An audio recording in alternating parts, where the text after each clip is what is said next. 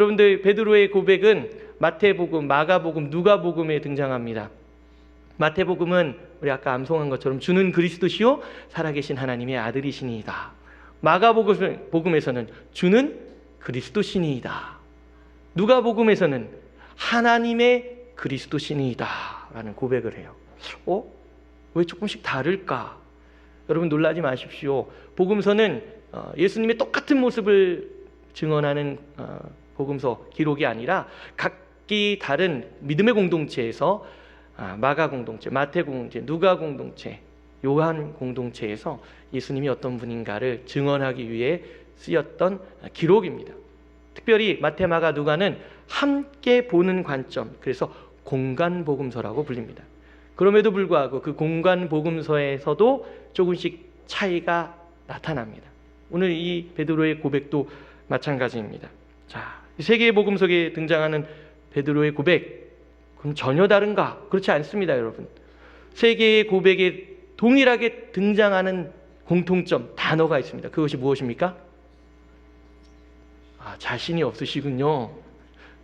주는 그리스도시요 살아계신 하나님의 아들이시니이다. 주는 그리스도시니이다. 하나님의 그리스도시니이다. 자, 공통된 단어는 무엇일까요? 네, 손 들고 맞추셨으면 에제르 쿠폰 받아가실 수 있는데 아쉽습니다. 그리스도시니이다. 그리스도라는 그 단어죠. 그리스도, 어떤 의미입니까?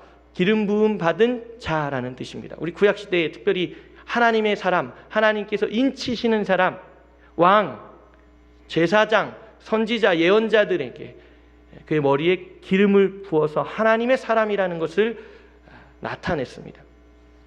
자, 하나님의 사람, 하나님의 인치심을 받은 자, 다른 말로 하면 메시아, 구세주라는 의미인 것이죠. 예수 그리스도, 예수라는 이름 자체가 자기 백성을 죄에서 구원할 자라는 의미입니다. 그리스도는 기름 부음 받은 자, 즉 구세주. 예수 그리스도는 그 이름 자체가 뜻하는 게 구원자라는 거예요. 그래서 우리는 예수님을 부를 때 구원자 예수 그리스도라고 부르게 되는 것입니다. 자, 공간복음, 마태, 마가, 누가의 특징이 각기 다릅니다. 그래서 마가복음에 어떤 특징이 있는가 잠깐 설명하고 가겠습니다. 마가복음은 여러분 16장까지 있는데 마가복음의 장면이 크게 세 개로 나뉩니다. 하나는 갈릴리와 그 주변 지역, 하나는 갈릴리에서 이제 떠나서 예루살렘으로 가시는 여정, 또 하나는 이제 예루살렘에서 마지막 공생의 삶을 마감하시면서 십자가에 달려 죽으시고 3일 만에 부활하신 예수님. 이렇게 세 장면으로 구성이 됩니다. 자, 또 한 가지, 마가복음에는 그 주제와 관련되어 있는 오늘도 너희는 나를 누구라 하느냐 물으시지만 중요한 질문이 세 가지가 있습니다. 첫 번째, 모든 것의 시작은 어떻게 되는가? 여러분들 마가복음 1장 1절 하나님의 아들 예수 그리스도 복음의 시작이다 라고 말씀이 시작합니다. 하나님의 아들 예수 그리스도 복음의 시작이라. 세상이 어떻게 시작되었는가? 이 모든 것이 어떻게 시작되었는가? 여러분, 제가 제일 좋아하는 성경 구절이 무엇이라고요? 창세기 1장 1절. 왜 좋아합니까? 외우기 쉽잖아요. 성경책의 가장 첫 번째에 있는 말씀, 태초에 하나님이 천지를 창조하시니라. 이 말씀을 여러분 믿지 못하면 그 뒤에 있는 모든 말씀들은 다 의미가 없는 거예요. 창조주 하나님을 믿지 못하는 믿음 다 헛것입니다. 태초에 하나님이 천지를 창조하시니라. 마가복음 하나님의 아들 예수 그리스도 복음의 시작이라. 모든 것의 시작이 어디에서 분명히 기원했는지를 밝히고 있습니다. 두 번째 질문이 바로 너희는 나를 누구라 하느냐? 예수 그리스도, 그분이 우리에게 어떤 분인지를 분명히 밝히고 있습니다. 그분은 그리스도시고 하나님의 아들이시고 십자가에 달려 우리의 모든 죄를 지고 돌아가신 분이다라는 것을 알려주는 질문이에요. 세 번째 질문은 무엇인가? 예수님의 너희는 나를 누구냐에 이어서 등장하는 질문이 바로 제자로 사는 것은 어떻게 사는 것인가? 예수님을 따른다는 것은 어떻게 사는 것인가? 그죠? 인자가 온 것은 섬김을 받으려 함이 아니라 도리어 섬기려 하고 자기 목숨을 많은 사람의 대속물로 주려 함이라. 벌써 예수님께서 마가복음에서 이 세 가지의 질문을 통해 우리에게 답을 주고 계신 것입니다. 특별히 마가복음은 길에서라는 단어가 굉장히 중요합니다. 호도스, 길이라는 단어. 예수 그리스도, 특별히 예수님의 삶에 있어서 오늘 두 번째 단락, 예루살렘으로 가는 여정, 이 길이라는 단어가 예수님의 고난, 십자가의 길, 희생의 길을 나타내고 있습니다. 자, 오늘 이제 본문 말씀으로 한번 들어가겠습니다. 27절, 28절입니다. 우리 함께 읽을까요? 시작. 예수와 제자들이 빌립보 가이사랴 여러 마을로 나가실새 길에서 제자들에게 물어 이르시되 사람들이 나를 누구라고 하느냐? 제자들이 여짜와 이르되 세례 요한이라 하고 더러는 엘리야 더러는 선지자 중에 하나라 하더이다. 아멘.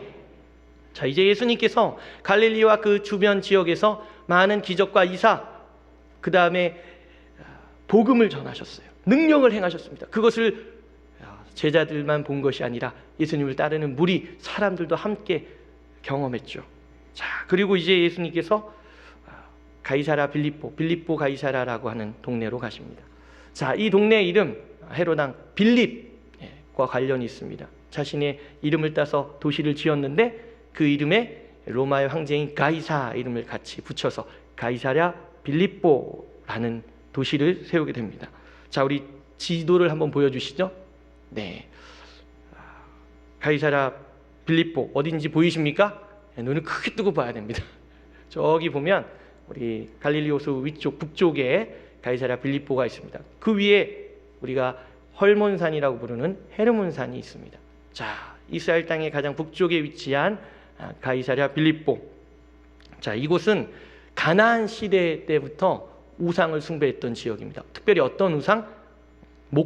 목축과 가축의 신 판, 목동과 가축의 신 판이라는 신을 섬기던 동네입니다.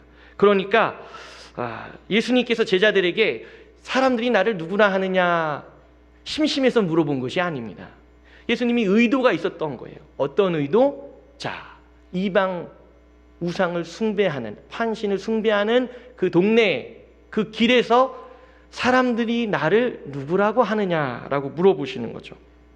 사람들이 나를 누구라 하느냐? 제자들이 대답합니다. 세례 요한이라고 합니다. 왜 갑자기 세례 요한일까요? 예수님의 생김새가 세례 요한과 닮아서? 아닙니다. 세례 요한과 예수님은 동시대 사람입니다. 예수님이 공생애를 시작하기 전에 요단강에 나오셔서 세례 요한에게 세례를 받으시죠. 세례 요한과 예수님의 사역의 첫 일성 외침은 같았습니다.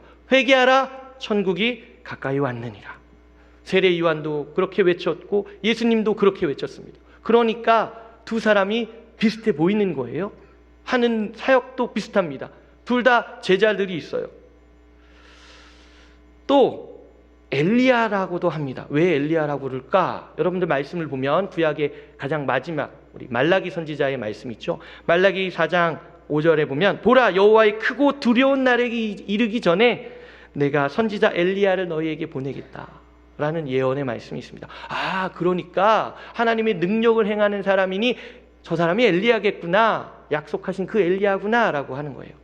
엘리야가 선지자이기도 하지만 또 선지자 중에 하나라고도 합니다. 그러니 왜 그럴까? 예수님 스스로도 예수님이 배척당하실 때 선지자가 자기 고향과 자기 친척과 자기 집 외에는 존경을 받지 못함이 없느니라 라고 말씀하시면서 스스로를 선지자에 빗대어 말씀하셨다라고 하는 거죠. 그러니까 예수님은 세례 요한입니다. 예수님은 엘리야인가? 예수님은 선지자 중에 한 사람이구나, 이렇게 생각하게 되는 것이죠. 이에 대해서 보다 구체적인 또 언급이 있습니다. 우리 마가복음 우리 6장에 보면 세례 요한의 죽음을 언급하면서 이렇게 나옵니다. 제가 읽어드리겠습니다. 이에 예수의 이름이 드러난지라 헤롯 왕이 듣고 이르되 이는 세례 요한이 죽은 자 가운데서 살아났도다. 그러므로 이런 능력이 그 속에서 일어나느니라 하고, 어떤 이는 그가 엘리야라 하고 또 어떤 이는 그가 선지자니 선지자 중에 하나와 같다 하되, 헤롯은 듣고 이르되 내가 목벤 요한 그가 살아났다 하더라. 아멘. 세례 요한을 주인 헤롯 왕, 근데 그가 예수님이 능력을 행하고 이적을 행하고 사람들이 병 고침을 받고 막 그 소문을 듣다 보니 내가 죽인 세례 요한이 다시 살아난 것 아닌가라고 하면서 사람들의 이야기를 하는 거예요. 거기에도 세례 요한, 엘리야, 선지자 중에 하나라는 표현이 있습니다. 그러니까 사람들의 이런 예수님에 대한 평가, 예수님이 누구신가에 대한 답은 타당한 거죠. 사람들의 평가는 그런데 그러면 이제 예수님이 제자들에게 물어보십니다. 너희는 나를 누구라 하느냐? 이 물음에 베드로는 오늘 본문 말씀에서 주는 그리스도시니이다 라고 말합니다. 주는 그리스도시니이다. 목사님이 마태복음도 있고 마가복음도 있고 누가복음도 있는데 왜 하필 익숙한 마태복음이 아니라 마가복음을 선택했을까? 좀 이따 뒤에 그 이유를 설명해 드리겠습니다. 그리스도, 아까 말씀드렸죠. 기름 부음 받은 자, 하나님의 사람, 하나님이 인치신 사람, 메시아, 구세주. 자, 베드로가 예수님과 갈릴리와 그 주변 지역을 다니면서 함께 동고동락하며 예수님의 놀라운 능력을 행하는 걸 봤습니다. 이야, 저분은 분명히 하나님의 사람이야? 하나님께서 택한 사람이야? 혹시 메시아 아닐까? 여기서 생각하는 이 메시아, 유대인들이 그 당시 로마의 압제를 당하고 있었습니다. 그러니까 정치적으로 이제 로마의 압제를 벗어날 수 있는 방법, 우리는 힘이 없는데 유일한 방법은 메시아가 오는 거야. 근데 예수님이 메시아 아닌가? 그런데 주는 그리스도시니이다 라고 고백한 베드로의 고백 이후에 예수님께서 이 일을 아무에게도 알리지 말라라고 말씀하십니다. 예수님이 자기의 정체성, 그리스도라는 것을 알리지 말라라는 뜻이죠. 그리고서 이어서 예수님은 첫 번째로 자신의 고난당하실 것과 부활하실 것을 예고하십니다. 본문 31절 말씀입니다. 같이 읽을까요? 시작! 인자가 많은 고난을 받고 장로들과 대제사장들과 서기관들에게 버림받아 죽임을 당하고 사흘 만에 살아나야 할 것을 비로소 그들에게 가르치시되 아멘. 예수님이 구세주 아닐까? 메시아 아닐까라고 하는 생각하는 그 순간 예수님이 갑자기 나 이제 죽으러 가. 베드로의 입장이 어떻겠습니까? 당황스럽죠. 뜬금없이 이게 무슨 말씀입니까? 자신이 머릿속으로 그렸던 상상했던 메시아 구세주의 모습이 아니라 뭐라고요? 죽으러 간다고요? 어딜 간다고요? 왜요? 32절에 보니까 베드로가 예수님께 항변한다라고 표현합니다. 예수님께 항변한 거예요. 제가 이 본문을 택한 이유가 바로 여기 있습니다. 마태, 마가, 누가복음 가운데 예수님이 항변하는 베드로를 향해서 이렇게 외치십니다. 33절 말씀입니다. 예수께서 돌이키사 제자들을 보시며 베드로를 꾸짖어 이르시되 사탄아 내 뒤로 물러가라. 내가 하나님의 일을 생각지 아니하고 도리어 사람의 일을 생각하는도다 하시고 사탄아 내 뒤로 물러가라. 에? 주는 그리스도시요 살아계신 하나님의 아들이시다라고 고백했던 베드로, 주는 그리스도십니다, 하나님의 그리스도십니다라고 고백했는데 뭐라고요? 사탄아? 베드로의 성격이 좀 급하다고 우리가 알고 있지 않습니까? 베드로가 예수님께 항변하다라고 했던 이 헬라어 단어, 항변하다, 에피티마오라는 단어입니다. 예수님께서 베드로를 꾸짖다라고 했을 때 그 꾸짖다라는 단어가 바로 동일한 단어, 에피티마오. 무슨 말입니까? 베드로가 예수님께 항변했다라는 건 베드로가 화가 나서 예수님한테 소리 지르면서 예수님을 꾸짖는 거예요. 예수님 정신 차리세요. 무슨 말이세요? 왜 죽으러 가십니까? 당신은 메시아지 않습니까? 능력을 행하는 자 아닙니까? 하나님의 사람 아닙니까? 이렇게 소리 지르며 예수님을 꾸짖은 거예요, 베드로가. 그랬더니 예수님이 다시 에피티마오, 베드로를 꾸짖는 거예요. 사탄아 내 뒤로 물러가라. 제가 아까 주는 그리스도시니이다 라고 베드로가 고백했을 때 예수님이 인도 사람이라면 뭐라고 했다고요? 탕탕탕 말고 타타타. 그래 그거야. 과연 예수님이 속으로 그렇게 말씀하셨을까? 아니요. 그렇지 않을 거예요. 왜요? 지금 이 모습만 봐도 알 수 있지 않습니까?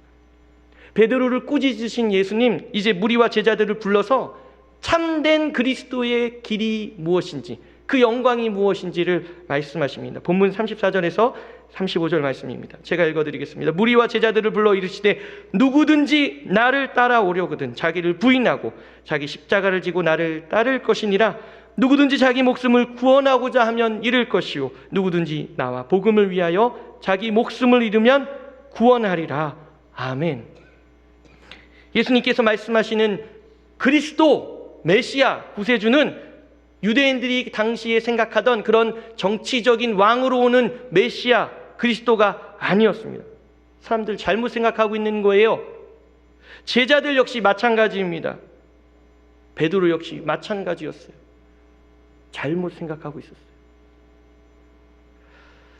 베드로만 이렇게 생각했는가? 그렇지 않아요. 제자들 역시 똑같은 생각을 하고 있습니다. 오늘 이 말씀이 첫 번째 예수님의 순환 예고거든요. 그런데 두 번째 순환 예고, 이어서 마지막에 세 번째 순환 예고가 언급되는 장면에 제자들 중에 세베대의 아들 야고보와 요한이 예수님께 청을 합니다. 어떤 청을 할까? 마가복음 10장 37절 말씀입니다. 여짜오되 주의 영광 중에서 우리를 하나는 주의 우편에 하나는 주의 좌편에, 그렇죠? 앉게 하여 주옵소서. 무슨 말씀이에요? 예수님께서 이제 십자가의 죽음의 길을 가려고 하는데, 십자가의 길을 걸으시려고 하는데, 골고다에서 십자가에서 못 박힐 때 주님, 저 야고보인데요, 저는 주님의 우편에, 주님, 저는 요한인데요, 저는 주님의 좌편에 못 박히겠습니다 라고 하는 걸까요? 아니에요. 첫 번째 순환 예고 때 주는 그리스도 신이다 라고 고백했던 베드로, 그런데 주님께서 전혀 다른 이야기를 하고 있는 베드로를 바라보면서 사탄아, 내 뒤로 물러가라, 그렇게 꾸짖으면서 말씀해 주셨는데, 여전히 세 번째 마지막 순환당한, 고난당할 것을 예언하는 가운데에서도 제자들이 깨닫지 못하고 있는 거예요. 세베대의 두 아들 야고보와 요한이 예수님께 이런 청을 했다고 하자 나머지 10명의 제자들이 보인 반응이 어떨까? 그들이 요한과 야고보에게 화를 냈다고 했습니다. 여러분, 십자가에 달려 하나는 우편에 하나는 좌편에 매달리는 게 소원입니다 라고 했으면 여러분, 나머지 10명의 제자가 화를 냈을까요? 아니요, 그렇지 않을 거예요. 그것이 십자가에 못 박히는 거면 화 안 냈을 겁니다. 그래 얼른 가. 우리 대신에 십자가에 3개가 있다고 하니까 주님, 너는 야고보, 너는 요한, 아마 이랬을 거예요. 화를 냈다는 것, 그것은 역시 제자들이 아직도 그리스도에 대한 의미를 깨닫지 못하고 있었다는 겁니다. 마가복음에서는 제가 아까 말씀드린 것처럼 길에서, 길이라는 단어가 굉장히 중요합니다. 그 길이라는 건 다른 길이 아니에요. 황금의 길이 펼쳐지는 것이 아닙니다. 예루살렘 왕궁으로 가는 길이 펼쳐지는 것이 아니에요. 십자가의 길, 고난의 길, 희생의 길을 뜻하는 것입니다. 왜 그럼 유대인들이 이렇게 생각하는가? 말씀을 통해 우리가 보면 그들이 정말 잘못 생각하고 있다는 것을 깨닫게 됩니다. 우리 이사야 선지자, 그가 고난받는 종에 대해서 이렇게 노래합니다. 이사야서 53장 4절에서 5절 말씀입니다. 우리 같이 읽을까요? 시작. 그는 실로 우리의 질고를 지고 우리의 슬픔을 당하였거늘 우리는 생각하기를 그는 징벌을 받아 하나님께 맞으며 고난을 당한다 하였노라. 그가 찔림은 우리의 허물 때문이요 그가 상함은 우리의 죄악 때문이라. 그가 징계를 받음으로 우리는 평화를 누리고 그가 채찍에 맞음으로 우리는 나음을 받았도다. 아멘. 이미 이사야 예언자를 통해서, 선지자를 통해서 그리스도가 어떤 길을 걷게 될 것인지를 예언해 주셨어요. 그런데 유대인들이 자기들이 원하는 바, 자기들이 편한 대로, 지금 자기들이 필요한 대로 그리스도, 메시아를 생각하면서 하나님의 능력을 행하는 예수님의 모습을 보면서 다른 마음을 품었던 겁니다. 하나님의 관점이 아닌 사람의 관점으로 그리스도를 해석하고 바라봤다는 것이죠. 하나님의 뜻을 이루는 그리스도의 길은 사람들과 제자들의 생각과는 다른 길이었습니다. 사랑하는 성도 여러분, 여러분들에게 예수 그리스도는 어떤 분입니까? 어떤 의미가 있으십니까? 오늘 말씀의 제목, 너희는 나를 누구라 하느냐? 이 제목을 다른 말로 바꿔보면 예수님은 누구신가입니다. 여러분에게 예수님은 누구십니까? 예수님이 누구신가? 이 제목, 여러분 찬송가에도 동일한 제목의 찬송가가 있습니다. 찬송가 96장입니다. 예수님은 누구신가? 이 찬송가를 지은 작사가가 민노아 선교사라는 분입니다. 우리 충청도 장로교 선교의 아버지 민노아 선교사 프레드릭 밀러, 1892년 그의 사랑하는 아내 안나와 함께 한국 조선 땅을 밟았습니다. 그는 수많은 선교의 현장에 있었습니다. 특별히 충청도에 마음을 두고 이곳에 1900년에 내려와서 복음을 전했습니다. 우리 찬송가에는 그가 쓴 찬송가 5곡이 지금 수록되어 있는데요. 96장 예수님은 누구신가, 204장 주의 말씀을 듣고서, 427장 맘 가난한 사람, 451장 예수 영광 버리사, 588장 공준 나는 새를 보라. 이 곡들이 다 민노아 선교사의 작사곡입니다. 자, 민노아 선교사 찬송가 96장 예수님은 누구신가, 이것을 지을 때 배경이 있어요. 가슴 아픈 배경이 있습니다. 1892년에 아내와 함께 땅끝까지 복음을 전하라는 주님의 말씀, 명령을 가슴에 품고 조선 땅을 밟았습니다. 그런데 이 가정에 아이가 없었어요. 6년 동안 아이가 없었는데 6년 만에 임신하게 됩니다. 6년 만에 임신해서 열달을 잘 품고 아이를 낳습니다. 프랭크 밀러.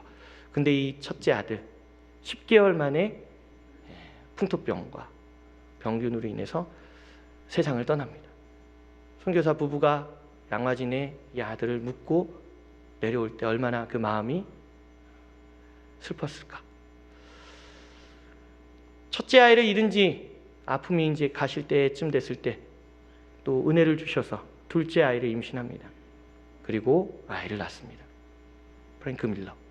근데 이 둘째 아들 이번에는 단 하루 만에 하나님께서 걷어가십니다.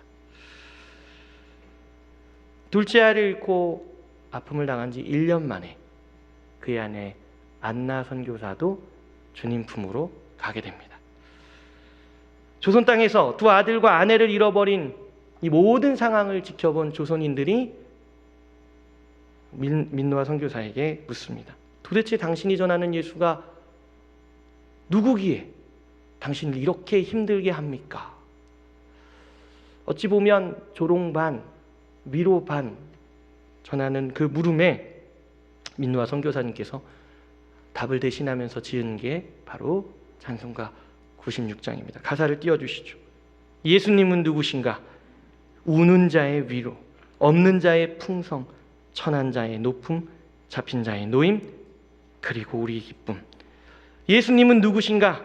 약한 자의 강함, 눈먼 자의 빛, 병든 자의 고침, 죽은 자의 부활, 그리고 우리 생명. 예수님은 누구신가? 추한 자의 정함, 죽을 자의 생명, 죄인들의 중보, 멸망자의 구원, 그리고 우리 평화. 예수님은 누구신가? 교회의 머리, 온 세상의 구주, 모든 왕의 왕, 심판하실 주님, 그리고 우리 영광. 그는 이렇게 예수님이 어떤 분이신지, 어떤 의미인지 20가지로 쓰면서 자신의 답을 대신했습니다.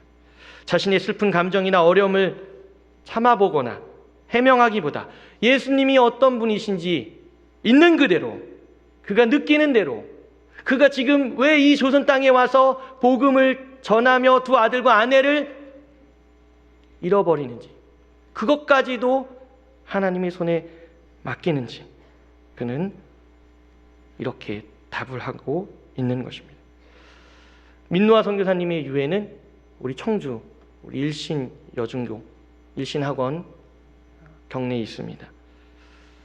그의 묘비에 이렇게 적혀 있습니다. 예수교회 45년 동안 선교함. 그리고 그 옆에 주 예수는 길이요 진리요 생명이다 라고 적혀 있습니다. 예수님께서 그리스도라고 고백하는 것, 그의 길을 함께 걷는 것, 이 땅에 오신 예수님의 분명한 이유를 깨닫고 가슴에 새기며 주님을 닮아가는 모습, 그것이 예수 그리스도를 그리스도라고 고백하는 믿음 안에 있는 것입니다. 저는 이제 여러분들에게 묻습니다. 예수님께서 여러분들에게 오늘 이 시간에도 묻고 계십니다. 너희는 나를 누구라 하느냐?